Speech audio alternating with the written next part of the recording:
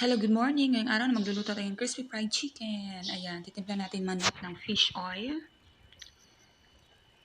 And then isunod natin yung garlic, paminta or bell pepper. Ayan, isunod na natin ang 4 pieces of calamansi. And then right after, imikos-mikos na natin yan para mag-balance ang kanyang lasa. While waiting sa ating minarinated na chicken, lalagyan ko ng harina dyan, bell pepper, and breading mix. Kunti lang po talaga.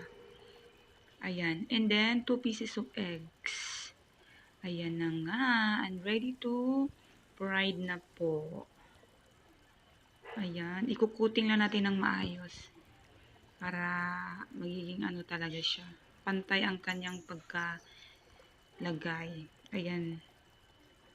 I-deep fried lang natin to sa mahinang apoy. Ayan na nga. Finished product.